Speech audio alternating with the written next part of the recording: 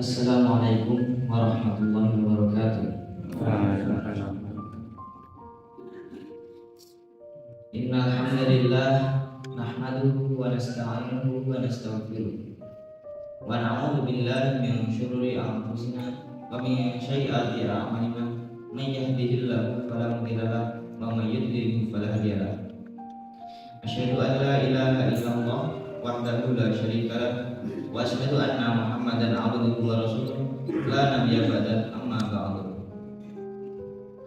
Qala Allah ta'ala fi kitabil karim, a'udzu billahi minasyaitonir rajim. Wa wassayna al-insana biwalidayhi hamalathu ummuhu wahnan 'ala wahnin wa fisaluhu fi 'amayn an ishkur li wa liwalidayka ilayyal masir. Shadaqallahul 'adzim.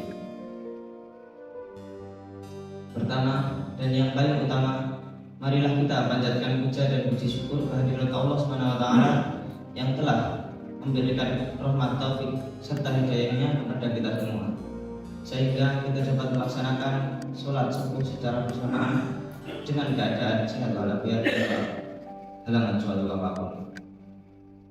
Salawat serta salam semoga tetap tercurahkan kepada baginda Nabi Muhammad SAW yang telah membawa kita dari zaman jahiliyah menuju zaman Islamiyah dengan perantara agama yang hak, yakni agama Islam. Ketiga kalinya saya di sini akan menyampaikan sedikit uraian yang berjudul berbakti kepada orang tua. Berbakti kepada orang tua adalah hal yang harus dilakukan sebagai seorang muslim. Seseorang yang berbakti kepada orang tua akan mendapatkan kemuliaan dalam hidup di dunia maupun di akhirat. Salah satu ayat yang paling terkenal terkait perintah ini ada pada surat Al-Isra ayat 23, di mana Allah Subhanahu wa taala berfirman, A'udzu billahi minasy syaithanir rajim. Wa qadha rabbuka alla ta'budu illa iyyahu wa bil walidayni ihsana. Dan Rabbmu telah memerintahkan supaya kamu jangan menyembah selain Dia, dan hendaknya kamu berbuat baik pada ibu bapamu dengan sebaik-baiknya. Quran surat Al-Isra ayat 23. Durhaka kepada kedua orang tua adalah suatu hal yang sudah disepakati keharamannya. Barang siapa yang durhaka kepada orang tua, maka Allah akan menghukumnya dengan hukuman yang berat, baik di dunia maupun di akhirat.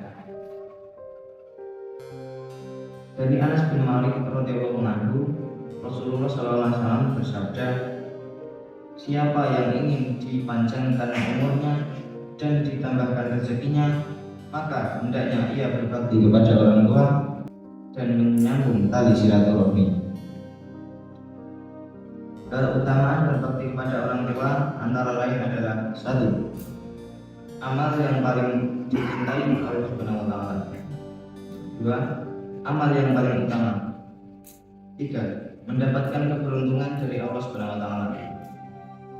4. Membawa seseorang menuju kemudahan dalam menjalani kehidupan. 5. Mendapatkan ridho dari Allah Subhanahu wa taala. Ada suatu kisah seorang pemuda yang berkata kepada orang tua. Suatu malam sang anak menemui ibunya sambil berkata, "Bu, aku mau HP baru." Lalu sang ibu pun menjawab, "Ibu belum ada uang nak, sabar ya." Lalu sang anak pun menjawab dengan keras, "Dasar orang tua tidak berguna," kata sang anak sambil meninggalkan rumahnya. Sampai di sebuah gubuk, sang anak pun beristirahat di gubuk itu. Tak lama kemudian datanglah seorang kakek-kakek membawa kardus pergi ke gubuk. Kakek tersebut bertanya kepada anak tadi, "Nak, kamu sedang apa di sini?" Lalu sang anak pun menjawab, "Saya sedang jalan-jalan saja, Kek." Sang kakek pun memberi sepotong roti dan sebotol minuman kepada si anak. "Berapakah harga makanan dan minuman ini, Kek?" tanya sang anak sambil mengambil roti dan minuman tersebut. "Ini tidak dijual, nak," jawab si kakek. Lalu si anak pun terharu dan berterima kasih kepada sang kakek. Masya Allah, kata sang kakek. Apa yang kakek maksud? Tanya si anak kebingungan. Kamu kakek berikan makanan dan minuman gratis sekali saja, kamu sudah terharu dan berterima kasih ke kakek. Apalagi ibumu yang memberikan makanan setiap hari. Betapa bahagianya kamu. Sang anak pun menangis karena menyesali perbuatannya kepada ibunya. Ia pun berpamitan kepada sang kakek, lalu pulang ke rumah dan meminta maaf kepada orang tuanya. Jangan sesekali durhaka kepada orang tua, biarpun sholat beribu rakaat, sedekah berjuta-juta rupiah, dan haji beberapa kali. Tapi saat tergores hati orang tua, maka ia bukan termasuk ahli surga. Demikian yang dapat saya sampaikan, kurang lebihnya mohon maaf. Bila kita berwalidayah, wassalamualaikum warahmatullahi wabarakatuh.